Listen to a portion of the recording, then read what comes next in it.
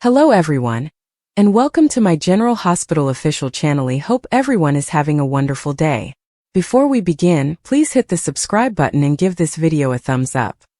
Carly's day had already been chaotic before the storm hit her full force. She had spent the morning juggling calls between the Metro court staff, talking to Sunny about Donna's school schedule, and dealing with yet another cryptic text from Michael about ELQ. Everything felt normal, or as normal as things ever got in Port Charles. But normal was about to shatter in one single, breathtaking moment.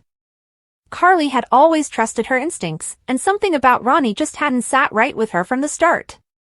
His charm was practiced, his words rehearsed, and the way he always seemed to know just enough about everyone's business felt off. Still, she had pushed the thought aside for weeks, thinking maybe she was just being paranoid after all the years of betrayal, deceit, and heartbreak she'd endured. But now, standing in her office at the Metro Court, holding a folder she wasn't supposed to see, Carly realized her instincts had been right all along. The folder had been left behind by accident, or so she thought. It was marked with nothing more than a simple RC scribbled across the front. She hadn't meant to snoop, but curiosity had always been her weakness. When she opened it, her blood ran cold. Inside were copies of forged invoices, fake bank transfers, and most damning of all, emails connecting Ronnie to a known con artist in Miami. Carly's heart pounded as she flipped through each page, every line confirming what she'd started to fear. Ronnie wasn't who he said he was. He wasn't some reformed investor looking for partnership opportunities. He was running a scam, and he'd been using her hotel as the perfect cover. "Son of a," she whispered under her breath, her hand trembling slightly as she set the papers down. The door suddenly opened behind her, and she jumped. Ronnie stepped inside with that same easy smile, the kind that had fooled so many others before. "Hey, Carly. You look tense," he said smoothly, his tone light, casual. But Carly's eyes narrowed. "Cut the act, Ronnie," she said sharply. "I know everything." He froze, his smile faltering for just a moment before he tried to recover. "Everything? I'm not sure what you mean." Carly grabbed the folder and tossed it onto the desk in front of him. "Don't play dumb with me. I know who you really are, and I know what you've been doing." Ronnie's jaw tightened. He looked at the folder, then back at her, and the mask slipped completely. Gone was the fake warmth. In its place was cold calculation. "You shouldn't have gone through my things," he said quietly. Carly laughed bitterly. "Oh, please. You shouldn't have used me or my hotel to launder money through your scam operation. Did you really think I wouldn't find out? You picked the wrong woman, Ronnie. I've seen men like you before. You smile, you promise, you lie, and you think everyone around you is too stupid to catch on." Ronnie stepped closer, lowering his voice. "Careful, Carly. You're making accusations you can't prove." Carly smirked, defiant. "Oh, I can prove it. And you know what else? I already sent copies of this to the PCPD. That wasn't true, at least, not yet. But it was enough to make him blink." Ronnie's temper flared, his voice rising. "You have no idea what you're getting yourself into." Carly's tone turned sharp as glass. "Actually, I think I do. You're a liar, Ronnie. You came here with a fake name, fake credentials, and you thought you could take advantage of me and my business. Well, guess what? You're done." She moved toward the door, ready to call for hotel security, but Ronnie reached out, grabbing her arm. "Don't do this," he hissed. Carly yanked her arm free, glaring. "Let go of me." The tension in the air was electric, the kind that only years of betrayal and survival could breed. "You think you can scare me?" Carly spat. "I've dealt with mobsters, kidnappers, and psychopaths. You're just a cheap con who got caught." There was a knock on the door, sudden and loud. Ronnie tensed, but Carly didn't flinch. "Come in," she shouted. The door opened, and Drew walked in, his expression instantly changing as he took in the scene. "Everything okay here?" he asked carefully. Carly didn't miss a beat. Perfect timing, she said, crossing her arms. Why don't you tell Drew here who you really are, Ronnie? Ronnie glanced between them, trying to find a way out. This isn't what it looks like. Drew stepped forward, his posture protective. It looks like Carly just caught you in something you shouldn't be doing. You want to explain? Ronnie exhaled, clearly realizing he was outnumbered. You people think you know everything. But you don't know what you're dealing with. Carly raised an eyebrow. Try me. Ronnie's tone turned desperate, almost mocking. You think this is just about me? You have no idea how deep this goes. You're poking at something you can't control. Drew's expression hardened. Save the threats. We'll let the cops figure it out. He reached for his phone, but Ronnie suddenly lunged, knocking the device out of his hand. Carly gasped as the phone hit the floor. Stop, she yelled, but Ronnie pushed past Drew, heading for the door. Drew grabbed him, the two struggling briefly before Ronnie broke free and ran out of the office. Call the PCPD. Drew barked, but Carly was already on it, dialing as her adrenaline surged. By the time the police arrived, Ronnie was gone. Dante was the first through the door, gun holstered but eyes sharp. What happened? He demanded. Carly handed him the folder, her voice still shaking slightly. That's what happened. Ronnie's not who he says he is. He's been using the Metro Court to run a money laundering scheme. I caught him, and he bolted. Dante flipped through the folder quickly, his frown deepening. Yeah, this matches some stuff we've been seeing in other cases. You did good, Carly. We'll find him. Carly nodded, trying to steady her breathing. I want that man caught, Dante. I want him behind bars. As Dante left to organize a search, Drew placed a hand on her shoulder. You okay? Carly exhaled, her usual strength flickering but not fading. Yeah. Just angry. I trusted him. Not personally, but enough to let him close. I should have known better. Drew shook his head. Don't blame yourself. Guys like that, they make a living off fooling people. You saw through it before it got worse. That's what matters. Carly gave a small smile. Thanks, but I'm still kicking myself. I should have listened to my gut sooner. Drew smirked. Your gut saved the day. Don't forget that. Later that evening, Carly sat alone at the bar of the Metro Court, staring at a glass of wine she hadn't touched. The lights were dim, the world outside quiet, but her mind was anything but. She kept replaying the moment Ronnie's mask slipped, that flash of anger in his eyes when he realized the game was over. She'd seen that look before, in Nellie, in Nina, in every person who had ever underestimated her. You picked the wrong woman, she muttered under her breath. Sam approached from behind, sliding into the seat next to her. I heard what happened, she said softly. You okay? Carly sighed. I will be. I just can't believe I let another liar into my orbit. You'd think I'd learn. Sam smiled faintly. You can't blame yourself for trusting people, Carly. That's not weakness, that's hope. And it's what separates you from them. Carly laughed a little, shaking her head. You sound like Jason. Sam's expression softened. Yeah. He'd tell you the same thing I'm telling you right now. You handled it exactly how you needed to. You got ahead of it. You ended the scam. You protected your business. Carly looked down at her wine, swirling it slowly. You know what's funny? For a second, I thought maybe Ronnie really was trying to turn his life around. He talked about second chances like he understood them. Guess I was wrong. Sam put a comforting hand on her arm. You weren't wrong to hope. But you were right to act. Across town, Dante's team finally tracked Ronnie's car to a warehouse near the docks. When they cornered him, Ronnie tried one last desperate move, but it was over quickly. Within the hour, Dante called Carly to tell her the news. Ronnie had been arrested, and the scam was officially ended. Carly listened quietly, relief washing over her. Good, she said finally. Make sure he knows he messed with the wrong woman. Dante chuckled softly.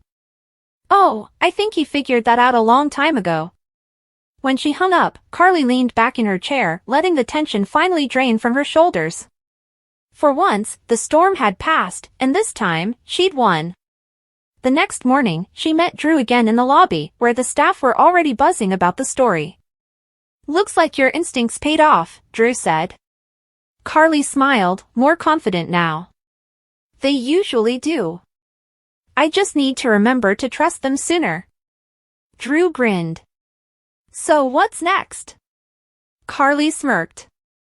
Next? I rebuild. Clean up the mess. And make sure no one ever tries to pull something like that again. Drew nodded approvingly. Sounds like the Carly I know. She gave a small laugh. Yeah. The scam is over. But I'm not done fighting, not by a long shot. By afternoon, she stood outside on the terrace overlooking the Port Charles skyline, the crisp air brushing against her skin. She thought about everything she'd been through, every lie, every heartbreak, every betrayal. Yet here she was, still standing, still unbreakable. You can't fool me forever, she whispered to the empty sky, her tone fierce and calm at once. Because I always find the truth. And as the sun dipped below the horizon, casting golden light over the city, Carly Corinthos knew one thing for certain: Ronnie's scam was ended, but her story was far from over. The air in Carly's penthouse was always a specific kind of still, a quiet earned through years of tumult and paid for with a fortune built on equal parts savvy, inheritance, and sheer, unadulterated force of will. This morning, the stillness felt different. It was no longer peaceful but pregnant, a held breath before a storm. Sunlight streamed through the expansive windows, illuminating dust motes dancing in the beams, each speck a tiny, chaotic world oblivious to the seismic shift about to occur in this one. Carly sat at her marble-topped kitchen island, a half-empty mug of coffee cooling between her palms. She was scrolling idly through her tablet, a mindless ritual of checking emails, social media, and the Port Charles online gossip column, The Invader. It was a habit born of both boredom and a deeply ingrained need to always know the playing field. Her life, for the moment, was in a rare state of equilibrium. Her children were safe, her business, the Metro Court, was thriving under her and her best friend Bobby's stewardship, and the usual villains that plagued her existence seemed, for once, to be at bay. Then she saw it. It wasn't a headline. It was a small, almost innocuous photo buried in a gallery of pictures from a charity gala in Zurich. The caption read, "Philanthropist Arthur Reinhardt and his wife, Gisela, at the annual Hope Foundation ball." The man in the photo was older, his hair a distinguished silver, his posture ramrod straight in a tailored tuxedo. He was smiling, a polite, polished smile that didn't quite reach his eyes. And his eyes. Carly leaned forward, her breath catching in her throat. She zoomed in, her thumb and forefinger stretching the image on the screen until the pixels began to blur. Those eyes. She knew those eyes. They were a shade of blue so pale they were almost gray, like a winter sky just before a snowstorm. They were eyes that could convey warmth and charm, but held, in their depths, a chilling calculation. She had seen them twinkle with faint affection, narrow in mock concern, and soften with lies so beautifully crafted they felt like truths. They were the eyes of the man she knew as Ronnie Kessler. Her Ronnie. The man who had swept into her life 6 months ago, a seemingly humble and kind-hearted investor from Buffalo. He'd been introduced through a mutual acquaintance at the club, a casual meeting that had quickly blossomed into something more. He was different from the other men in her world. He wasn't a mobster, a scheming doctor, or a corporate raider. He was normal. Stable. He listened to her, he remembered the little things, how she took her coffee, the name of her first childhood dog, the song that was playing when she shared her first dance with Sonny at the Jake. He was a port in the storm of her life, a calm, steady presence who made her feel seen and cherished, not as a Corinthos or a Quartermain, but as Carly. And now, he was staring back at her from a society photo in Zurich under a different name. A cold dread, sharp as a shard of ice, began to spread from her core.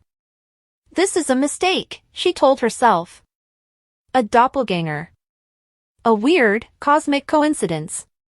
Ronnie had mentioned a cousin in Europe, maybe that was it. But the resemblance wasn't just passing, it was exact. The line of his jaw, the slight crook in his nose that he said came from a college basketball injury, the way his left eyebrow arched just a fraction higher than his right. Her fingers flew across the tablet, her heart hammering against her ribs like a trapped bird. She typed Arthur Reinhardt Zurich into the search engine. The results flooded the screen. Business articles, philanthropic reports, society pages. He was a real estate magnate, a major player in European commercial development. There were more photos, him cutting a ribbon at a new skyscraper in Berlin, shaking hands with politicians in Vienna, sailing on a yacht off the coast of Monaco.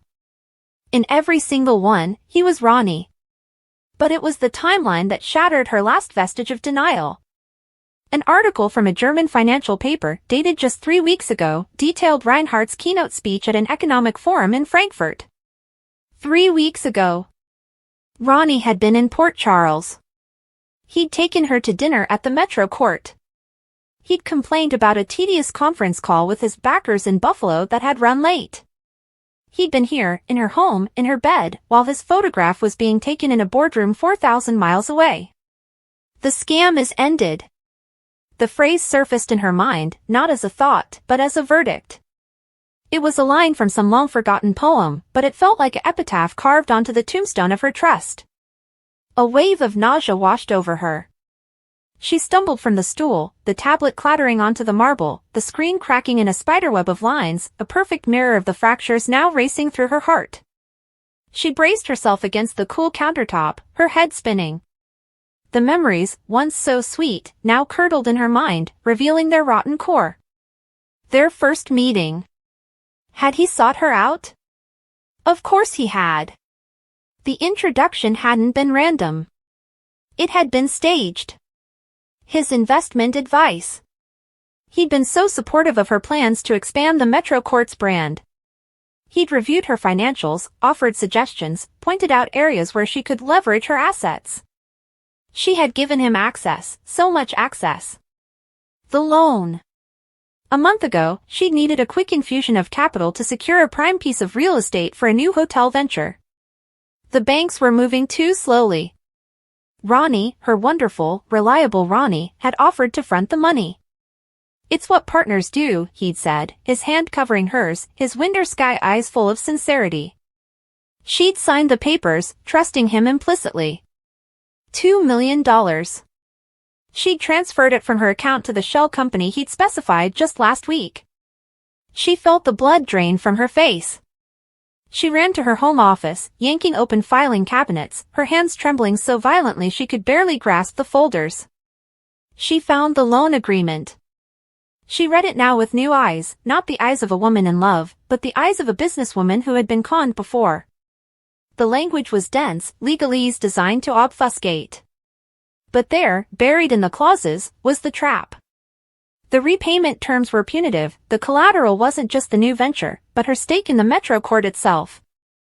If she defaulted, and the conditions for default were numerous and easily triggered, he could seize control of her hotel. Her hotel. The place she had built from the ground up, the symbol of her independence, her sanctuary. A sob tore from her throat, but it was quickly stifled by a surge of pure, unadulterated rage.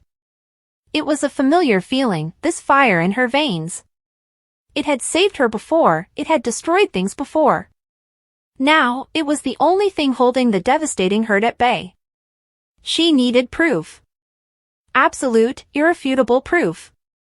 She picked up her phone, her thumb hovering over Sonny's number. He would know what to do.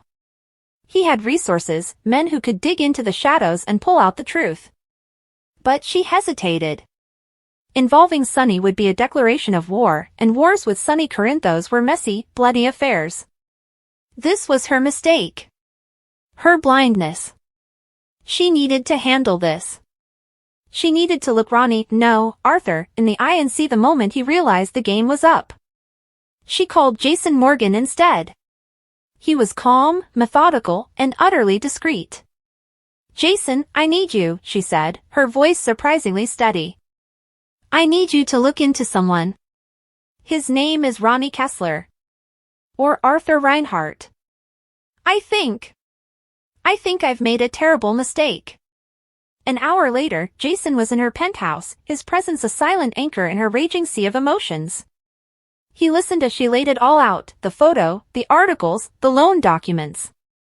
He didn't interrupt, didn't offer platitudes. He simply absorbed the information, his blue eyes growing colder and harder with each passing detail. I'll make some calls, he said finally, his voice a low, reassuring rumble. I know people in Europe. We'll get the confirmation you need. While Jason worked his contacts, Carly paced.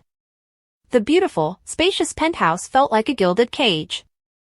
Every object, every piece of furniture seemed tainted by Ronnie's presence. The vase of fresh lilies on the console table, he'd brought them for her yesterday. The book on the nightstand, he'd recommended it. The faint, lingering scent of his cologne in the air. It was all a lie, a carefully constructed set designed for her downfall. Her phone buzzed. A text from Ronnie. Thinking of you. Dinner tonight? I have a surprise for you. The casual intimacy of the message made her stomach lurch.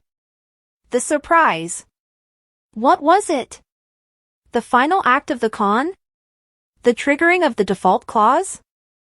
The presentation of documents that would strip her of her company?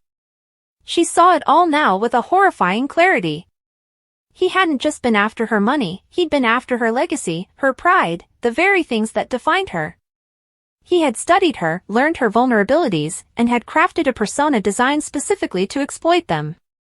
He had made her believe she was loved, and in doing so, had made her willingly hand over the keys to her kingdom.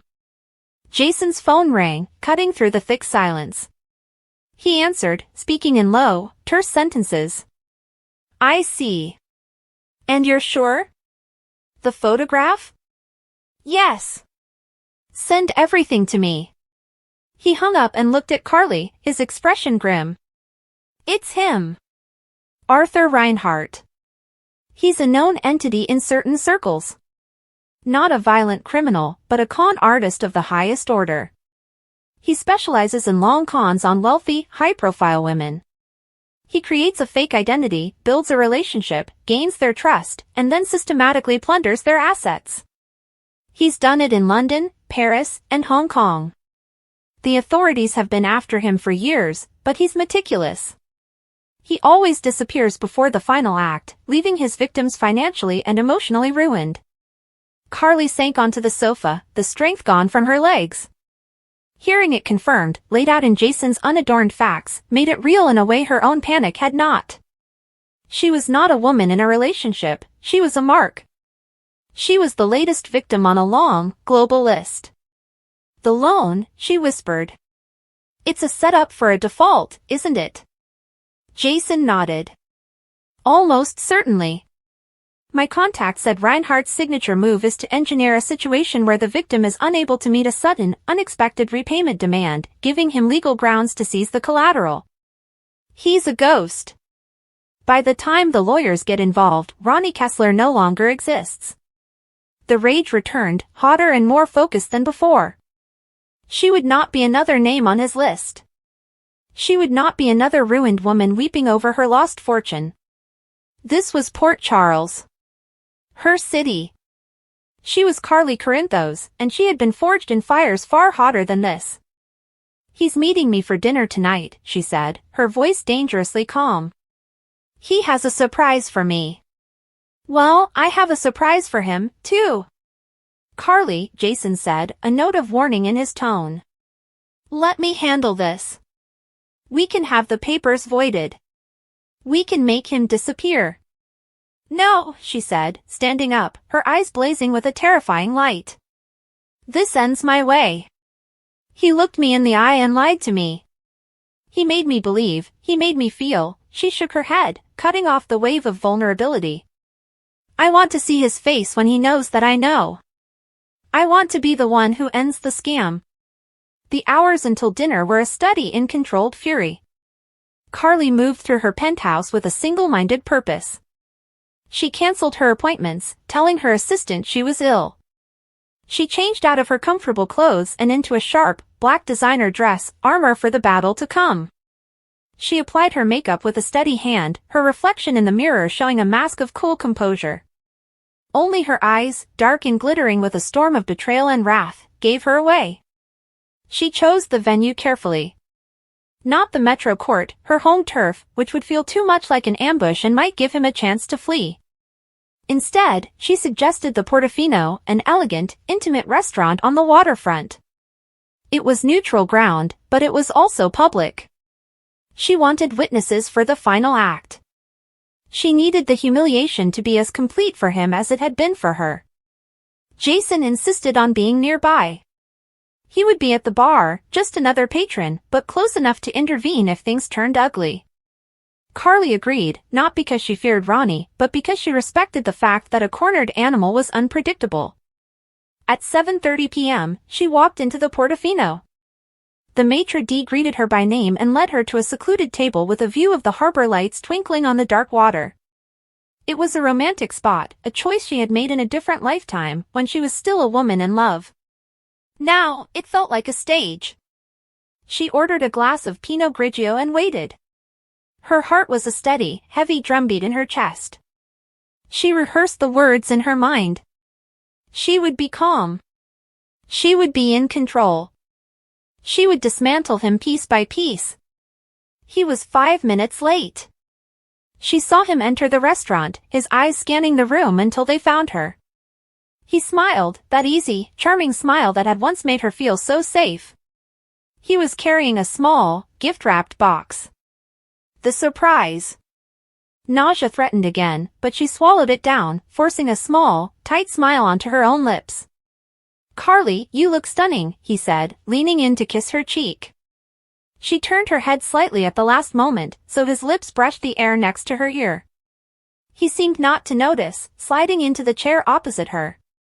"Sorry I'm late. Last-minute business." "Oh," she said, her voice smooth as glass. "Anything important?" "Just tying up some loose ends," he said, waving a dismissive hand. He placed the gift box on the table between them. "But enough about that. I've been looking forward to this all day." The waiter came, and Ronnie ordered a scotch, neat. He made small talk, asking about her day, commenting on the weather. Carly answered in monosyllables, her gaze fixed on him, studying him as if he were a specimen under a microscope. She could see it now, the subtle artifice in his charm. The way his smile never fully engaged the muscles around his eyes. The practiced cadence of his questions. How had she ever missed it? "You're quiet tonight, my love," he said, reaching across the table to take her hand. She pulled her hand back, placing it in her lap. "I have a lot on my mind." His smile faltered for a fraction of a second. "Anything I can help with?" "Actually," she said, leaning forward, her elbows on the table, her voice dropping to a conspiratorial whisper. "There is. I was doing some research today for the new hotel. Looking at international design trends. And I came across the most fascinating man." Ronnie's expression remained placid, but a new wariness entered his pale eyes. "Oh? Yes. A man named Arthur Reinhardt. A real estate mogul from Zurich. Quite the philanthropist, apparently." She took a sip of her wine, watching him over the rim of the glass. "Have you ever heard of him?" The shift was infinitesimal. A slight tightening of the skin around his mouth. A barely perceptible stillness in his posture. "Reinhardt?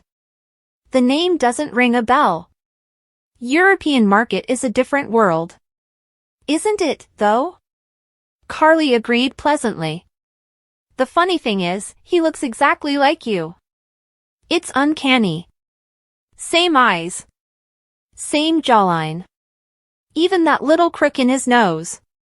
She tilted her head. "You did say you had a cousin in Europe, didn't you? Maybe you're related." The charm was draining from his face, replaced by a careful neutrality. "It's a big continent, Carly. Lots of people. Coincidences happen." "They do," she nodded. But this one is quite a coincidence. Because Arthur Reinhardt was in Frankfurt 3 weeks ago, giving a speech. And you were here, with me. Which is impossible unless she let the word hang in the air between them. Ronnie said nothing. He took a slow sip of his scotch, his eyes never leaving hers. The mask was beginning to crack. She could see the calculations whirring behind those winter sky eyes, reassessing the situation, plotting a new course. Unless, Carly continued, her voice losing its pleasant tone and turning to steel, Ronnie Kessler doesn't exist. He placed his glass down with a quiet, precise click. Carly, I don't know what you think you've found, or what nonsense someone has been filling your head with, but this is ridiculous. Is it? She reached into her clutch and pulled out her phone. With a few taps, she brought up the cracked screen, displaying the photo of Arthur Reinhardt at the Zurich Gala. She slid it across the tablecloth toward him. Is it ridiculous, Arthur? The use of his real name was the detonator. The last vestiges of Ronnie Kessler evaporated. The man sitting across from her was colder, harder, his affable demeanor replaced by a chilly impatience. The transformation was terrifying. It was like watching a friendly neighbor peel off his face to reveal a stranger beneath. He didn't look at the phone. He didn't need to. He simply looked at her, and for the first time, she saw the real him. The con artist. The predator.